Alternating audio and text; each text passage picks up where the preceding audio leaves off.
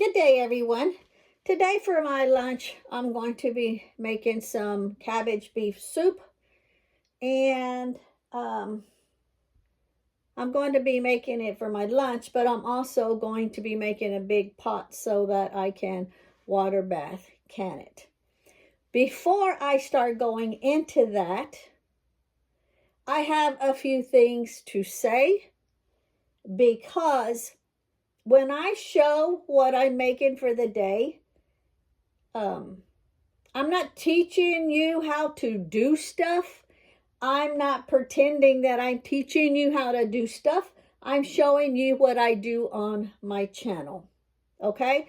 So with that being said, let me go over some stuff, because I have gone on my channel and blocked a few people just for being nasty. Okay? So what I wanted to say is, I want to start off with a note that I feel needs to be addressed. This is my opinion on my thinking, on my living, on my house, in my kitchen, okay? I know there's a lot of controversy about canning. You've got pressure canning, which is USDA so-called certified. And I say it that way because the USDA gets their recommendations from the ball company that you use ball lids and ball canning jars from. That's where they get their information from. Okay, so what does that tell you alone? All right, so pressure canning, USDA, versus water bath canning that is not USDA. Now, with that being said, don't bring your negative messages to my channel. If you're doing pressure canning, great. Do your pressure canning. It's your kitchen. You do what you want. Okay? I'm not going to go on your channel and say my way is better. My way's not better. Your way's not better. Your way is how you believe. That's your opinion. My way is my opinion. Okay? I put a lot of content on my channel about all different things on how I do things. That's me, okay? I'm not trying to push anybody into doing anything that they don't want to do or that they don't believe in doing, all right? And if you're new to it and you want to learn how to do this, I'm just showing you what I make, because I do watch other channels. There are other channels on there on doing the water bath method. And two of them, one would be Make It Make, and the other one would be Homesteading with the Zimmermans. I'll put both of those links down in the description, okay?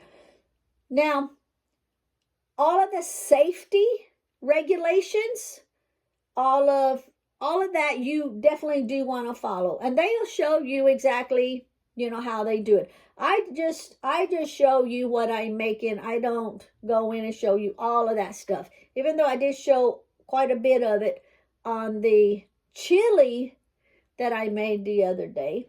But if I see someone on their channel making something, I'm going to change a few things up as far as the ingredients goes, to my liking or to my husband's liking. They may use one ingredient where if I don't like that ingredient, I'll put a different ingredient in it. But as far as the safety stuff goes, the sterilizing, the washing, the cleaning, all of that you can't skip on. All of that you do have to follow, okay? So, again, don't bring those negative comments to my channel, all right? I'm not here to teach you nor change your mind on any of your canning beliefs. I'm merely showing a few things that I do. Do your own research. Research, okay? Do your own research. There's books that you can research, that you can buy, and they can also show you how to, water bath can. They give you recipes. You change up the recipes how you want to change them up to your liking. You might want like more one thing and not another. Okay? They are showing on their channels what they like, what they're doing, what they're following on the recipes. But when it comes to you and your own kitchen, you can change things up. Like I say, as long as you're changing up the food ingredients and not cutting corners on the safety. So always, always, always follow the cleaning, the washing, and the sterilizing procedures. That's very important for safety. Now, again, the two main channels that I watch, I'll have their link down in the description box, okay? So, if this is good enough, now this is my opinion, if this was good enough for our forefathers, our ancestors, some Amish communities, the Amish Mennonite communities, this also includes the way my great-grandparents did their canning, the water bath method. My grandparents, and they all lived to be 100 years old, maybe a little bit more, a little bit less in the 90s, right around in there, but they did the same thing. This is how they canned. They all canned here in Tennessee. This is, also what they done. So this is the old method, the old canning method, the water bath method that I'm going to be doing, but I'm just going to be showing you, as I'm putting the ingredients in the stock pot, I'll be showing you what I'm putting into it, okay? So, a lot of off-grid channels, they'll show you also. Some people do both. Some people do pressure canning and the water bath method, okay? So there's different ways of doing things. Just because you have an opinion of one thing, don't push it on someone else's channel, because if I'm not doing pressure canning, I'm not going to go on your channel and start saying stuff on what you're doing, okay? Now, again, pressure canning is USDA and water bath canning is not USDA. I'm fine with that because I don't trust everything the USDA puts out. I have a brain. I use my own brain, and I use it how I feel that is, for me, safety when it comes to certain things.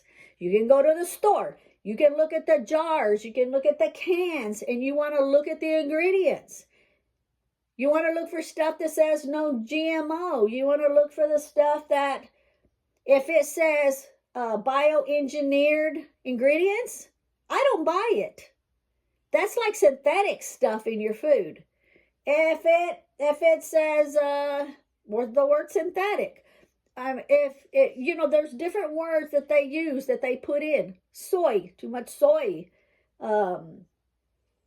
If they use modified ingredients, I don't buy those. And those are USDA approved. The USDA approved those ingredients. Some ingredients on there you can't even pronounce, and if you look them up, they don't even belong in the human body. So don't come on my channel and be negative, because I will block you and never give it another thought, okay? I'm just showing what I'm going to make today to eat and what I am going to can the rest. So, you do you, and I'll do me, okay? It's not teaching anyone. I'm just showing what I'm doing in my daily life. The same thing I do with everything else on my channel, all right? Again, research.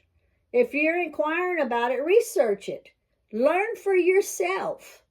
Learn how to sterilize your jars and your lids and your rings, canning container, your canner, your stock pot. Learn how to sterilize all of that, okay? Because that is very important. All right? Again, what I'm fixing to do today is not USDA approved. I think I've kind of just pretty much covered everything. I do want to say I am getting a lot of new subscribers. I want to thank my subscribers that's been with me for years.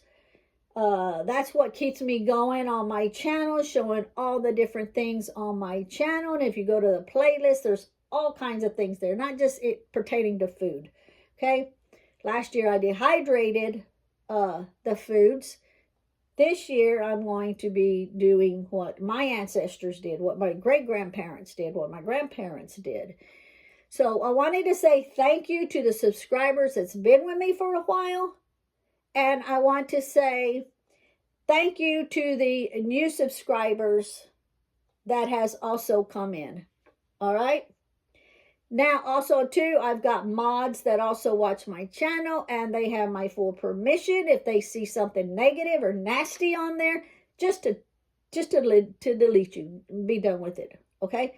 But I appreciate everybody that comes in and gives me support on what I am showing on my, on my channel. So with that being said, and all of that out of the way, I'm going to make the cabbage beef soup. Some people call it beef cabbage soup. As I use them, as I cut up stuff, as I put it in the stock pot, I will be showing that to you. This is the 2 cabbage heads that I will be cutting up. And these are the onions that I will be using. And this is 3 pounds of ground beef, and this comes from someone local that processes their own meats.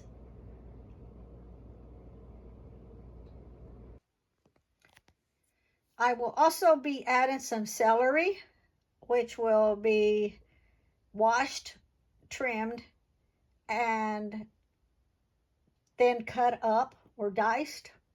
And I will be adding 2 bags of shredded carrots that came from the local grocery store.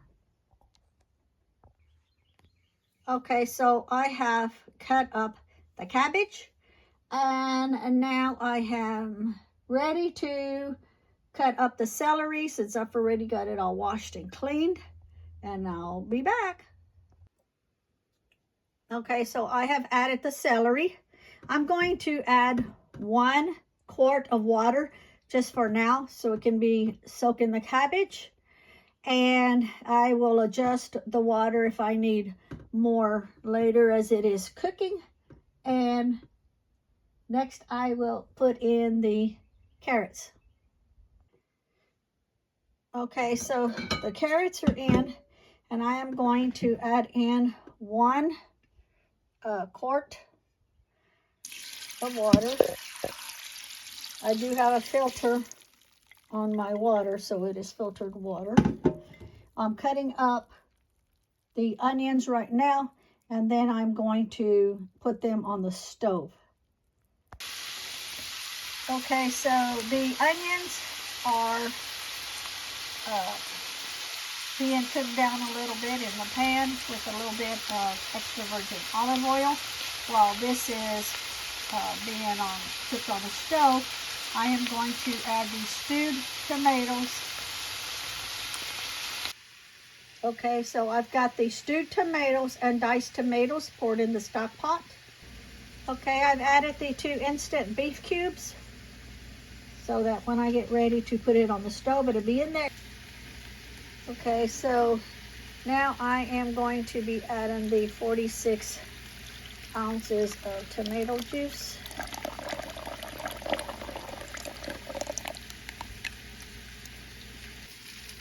Okay, so I've got the kidney beans and pinto beans in. And remember, when I put this on the stove and start cooking it, it's going to cook way down because of the cabbage. The onions are almost ready to be put in. Okay, so the onions are browned up good, and I'm just going to put those in now. So now I will put the ground beef on to start cooking over the stove. I have put a little salt and pepper to taste. I haven't stirred it up yet. And now I'm going to put some crushed chili pepper in it. Just a little bit of a spice flavor from it. And I will get all this all stirred up. Okay, so this is 3 pounds of the ground beef. And you can tell the difference in the color of fresh ground beef versus what you're buying in the retail stores. This comes from a certified processing farmer locally. When this gets done and completely thoroughly cooked, I will add this into the stock pot and mix it all up and put it on the stove and start cooking down that cabbage. Okay, so the meat is thoroughly cooked and I am fixing to put it in the crock pot with all the other ingredients and leave it on there cooking until all of that cabbage has cooked down. Okay, so I am going to let it simmer so that cabbage can cook down. I did end up adding 1 more quart of water, and I also I had a can of black beans in the refrigerator that I canned the other day, so I went ahead and added that in too.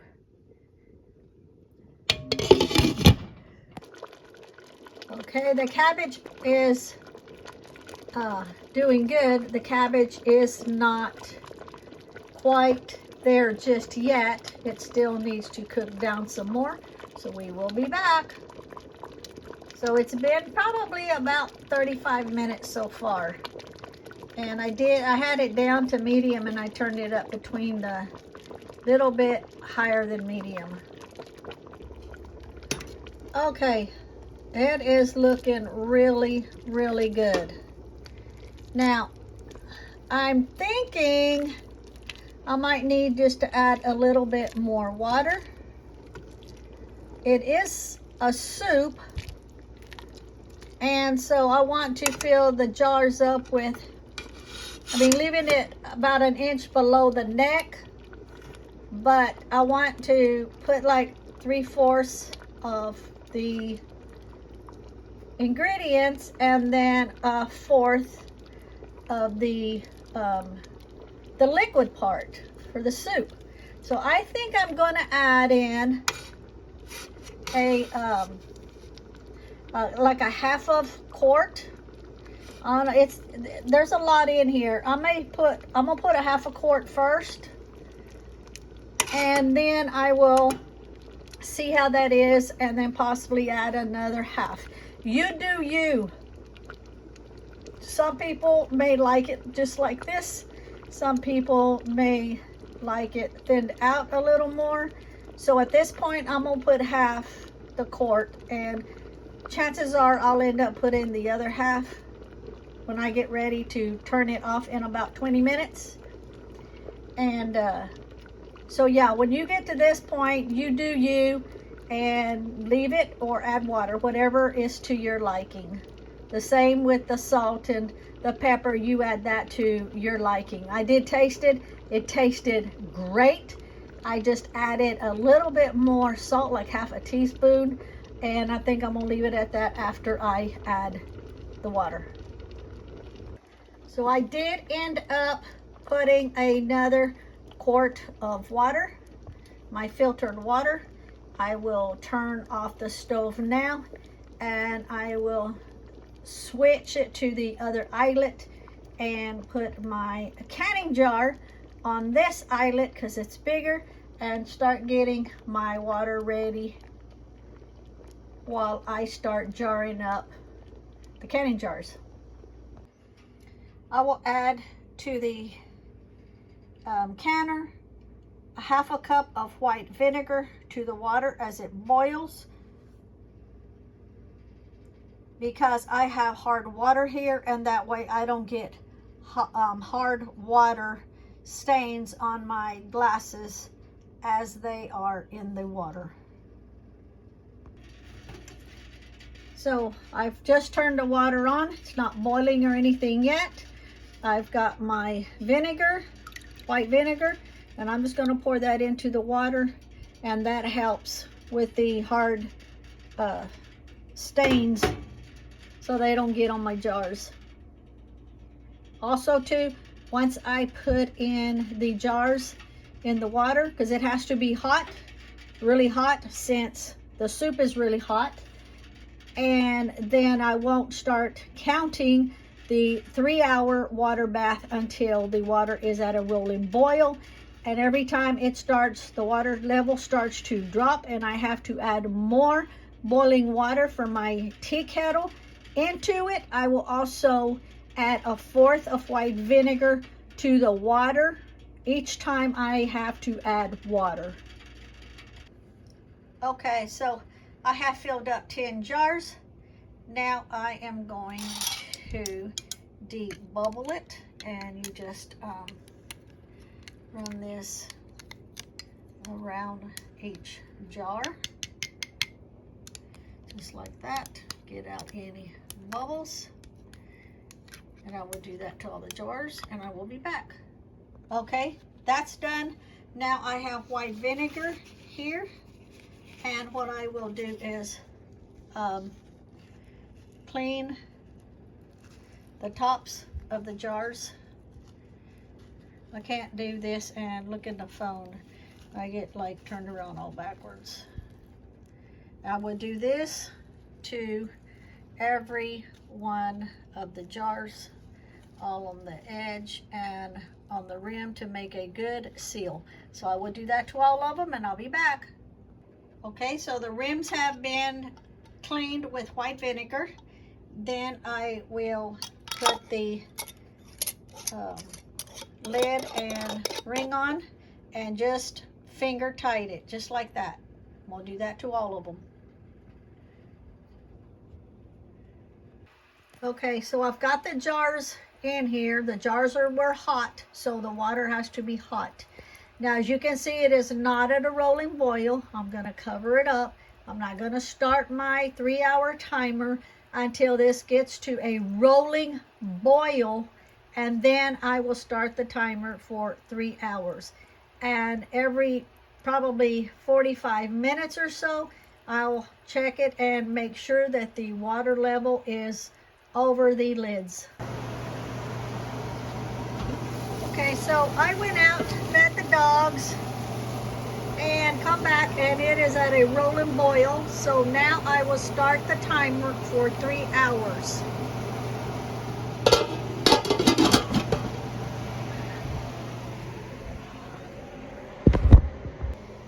So now I am fixing to have my lunch, which is a bowl of cabbage beef soup, and there is still enough left for 5 more quarts to put in after these come out after 3 hours, and still have another bowl for me to eat tomorrow for lunch. Okay, so as soon as the 3 hours are up on the pints, I will take those out. I will add in these 5 quarts, and when they get done, they will all sit out overnight, and in the morning I will take off the rings and check the seals.